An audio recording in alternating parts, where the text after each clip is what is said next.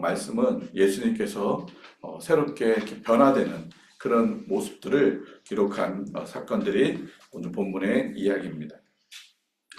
오늘 변화산에서 예수님의 용모가 변화되고 이렇게 옷이 휘어지고 이렇게 광채가 이렇게 나타나는 그런 모습들.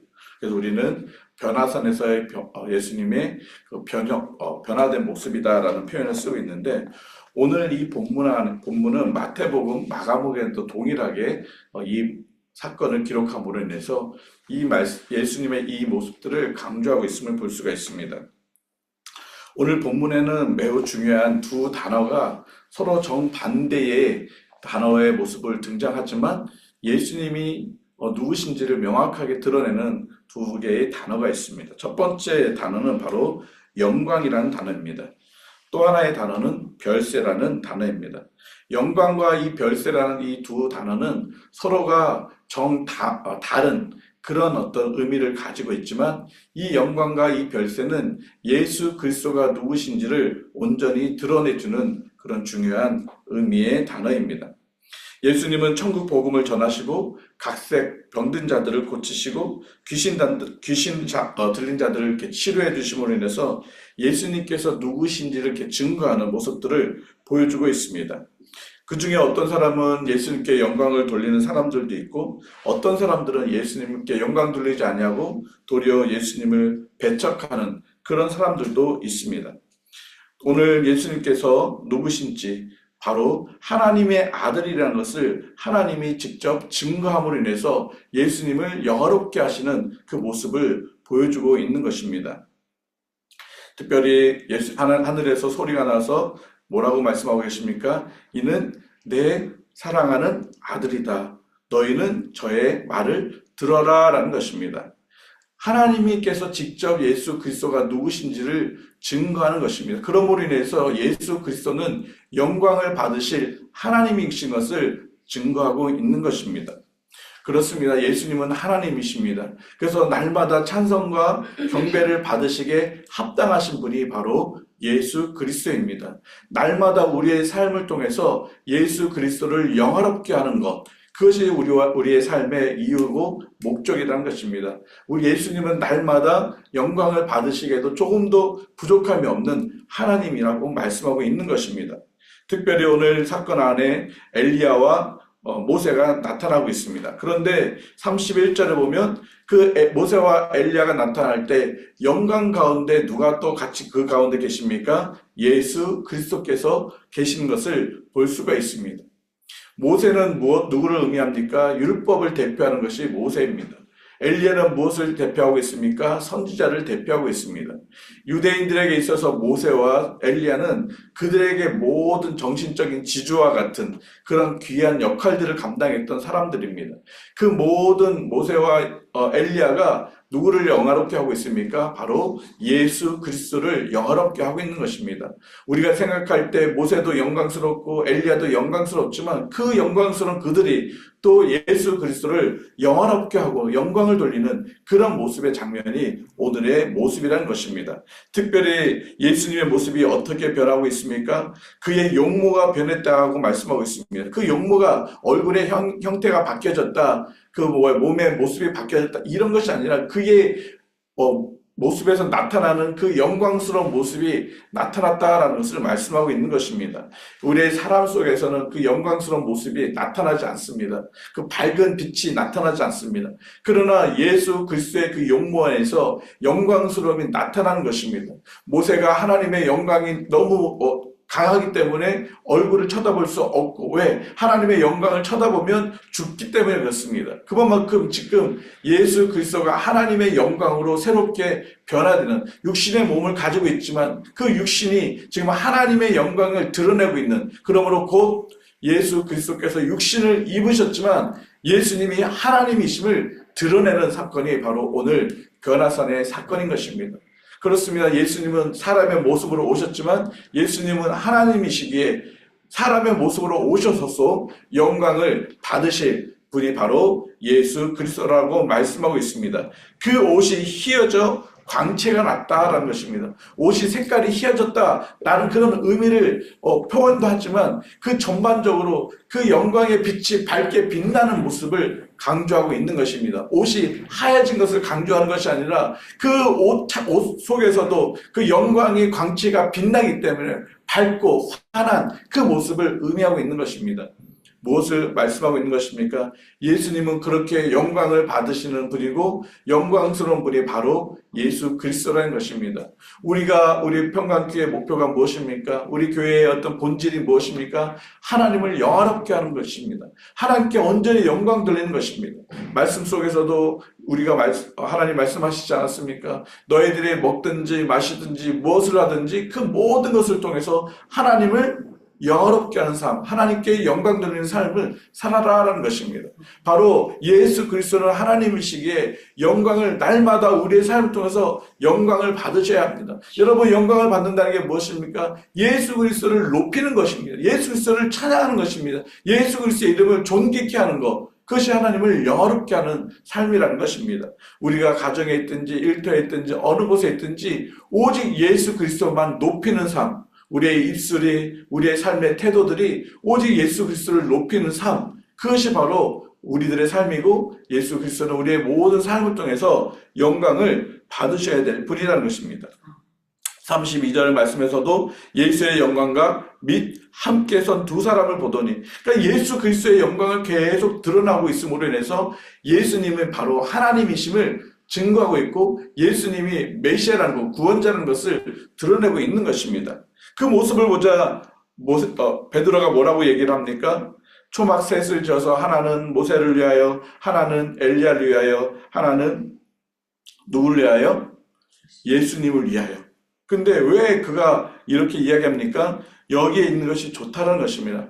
그 영광스러운 그 모습을 보니까 너무 감동되고 너무 멋있어서 다른 데 가고 싶지 않다는 것입니다. 여기서 그 영광스러운 주님과 함께 머물고 싶다라는 그런 고백인 것입니다.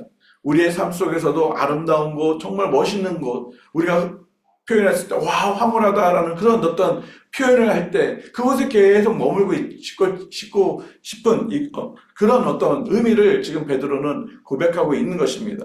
그런데 예수님께서 그런 모습 속에서 하늘에서 구름 속에서 말씀이 들려옵니다. 이는 나의 택한 받은 자고 나의 사랑스러운 아들이다라는 그런 하나님의 그 음성이 들려오는 것을 통해서 영광스러운 주님이 찬양을 받으셔야 될 합당한 분이라는 것을 하나님께서 증거하고 있는 것입니다. 그런데 이런 영광스러운 예수 그리스도께서 뭐라고 말씀하고 계십니까? 31절에 같이 한번 읽어볼까요?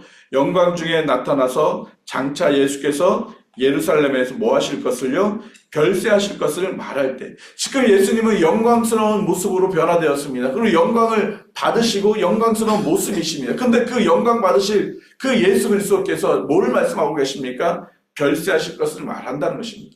우리가 별세라는 표현을 굉장히 이렇게 존칭한 그런 어떤 표현들입니다. 쉽게 말하면 예수님이 지금 죽겠다는 것입니다. 내가 이렇게 영광을 받지만 나는 죽겠다는 것입니다. 그 죽음이 무엇을 의미합니까? 죽음은 소망이 없는 것입니다. 죽음은 아무 능력이 없는 것입니다. 죽음은 아무것도 아닙니다. nothing, 아무것도 아닙니다. 그 영광스러운 예수 그리스도가 영광을 받으실 그분이, 영광스러운 그분이 죽음으로 인해서 아무것도 아닌 그런 모습이 되겠다는 것입니다. 바로 예수 그리스도께서 이 땅에 오신 목적이 무엇입니까? 바로 죽기 위해서 오신 것입니다. 십자가에서 자신의 생명을 내어주심으로 인해서 그 영광의 모든 것들을 다 내어놓고 모든 것들을 다 잃어버리는 그런 죽음을 예수님은 택하셨고 그렇게 그것을 위해서 오셨다라는 것입니다. 내가 섬김을 받으려 온 것이 아니다. 내가 높임을 받기 위해서 온 것이 아니다. 내가 모든 사람들을 위해서 섬기는 것. 어떻게 섬긴다고 말씀하고 계십니까? 십자가에서 내 생명을, 내 목숨을 내어주는 것으로 내가 모든 사람을 섬기를 위해서 오셨다라고 말씀하고 있는 것입니다.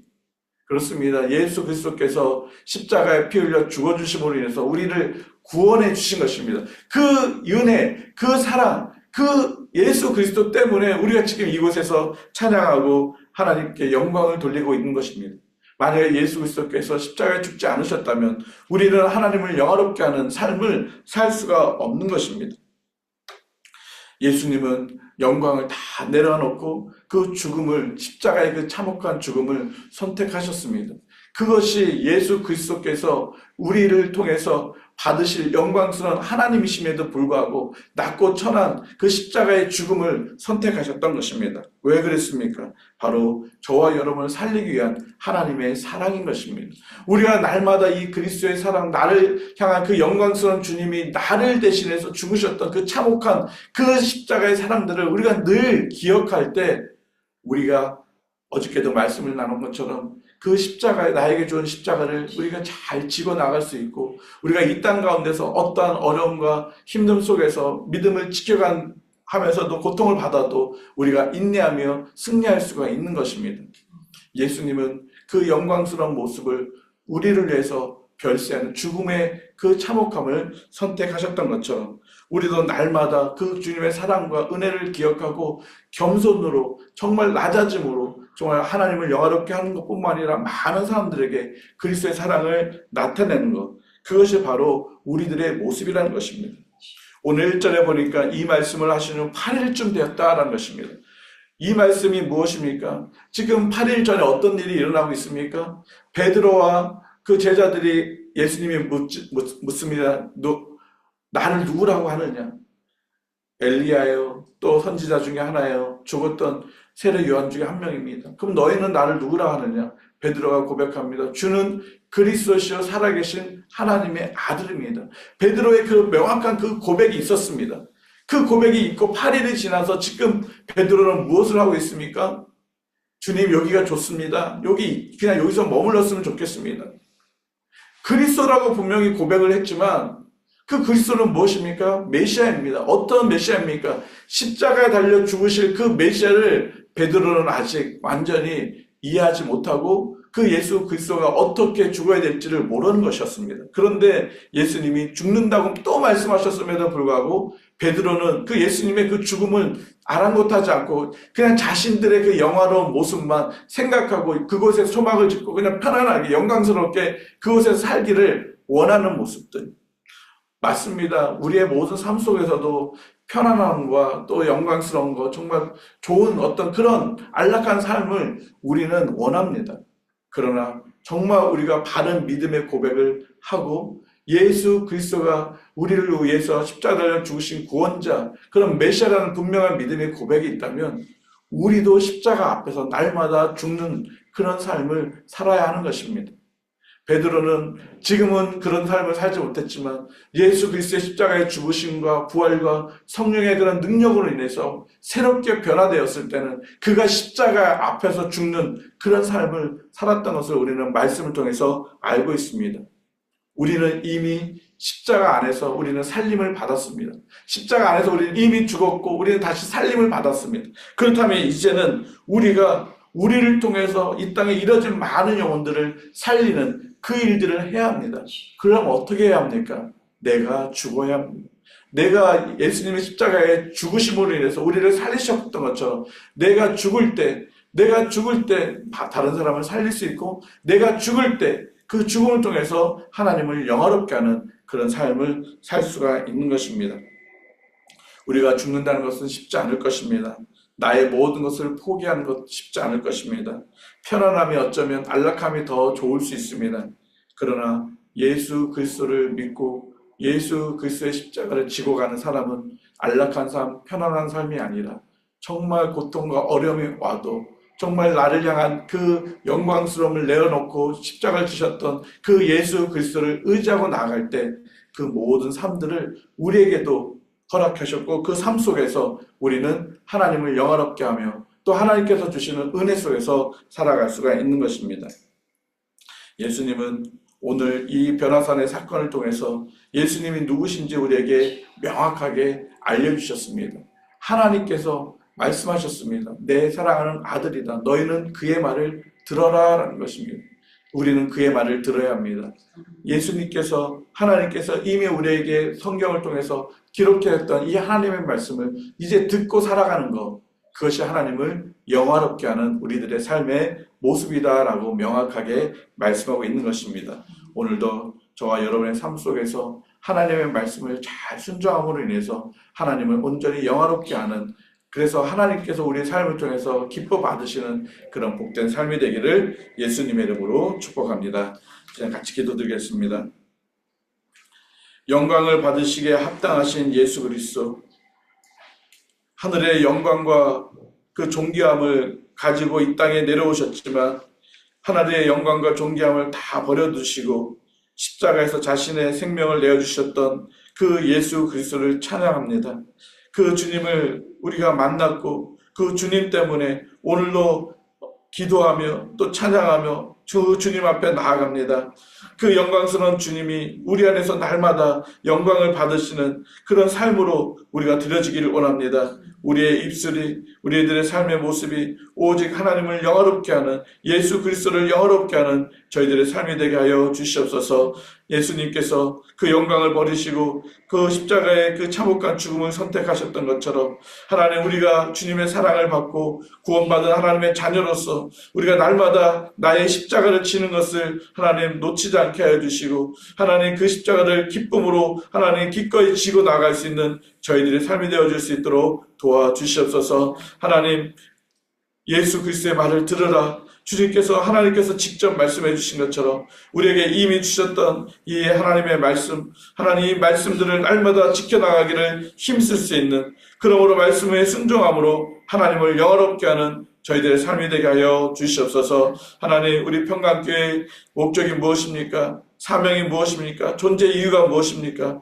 오직 하나님을 영화롭게 하는 것입니다. 하나님, 우리 평강교회가 이 땅 가운데서 온전히 하나님을 영화롭게 하는 교회로 온전히 서갈 수 있도록 은혜를 베풀어 주셔서 하나님께서 기뻐 받으시는 우리 교회, 하나님께서 기뻐 사용하시는 우리 평강교회가 되게 하여 주시옵소서. 하나님, 우리 성도들도 정말 하나님을 영화롭게 하는 삶을 살기 원합니다. 각자의 삶의 터전에서 정말 하나님께 영광 돌릴 때 하나님께서 기뻐 받으시고 또 우리들의 삶 또한 하나님께서 기뻐 사용하여 주시옵소서. 그렇게 하실 주님을 기대하오며 예수 그리스도의 이름으로 기도드립니다. 아멘. 우리 자유롭게 기도하시도록 하겠습니다.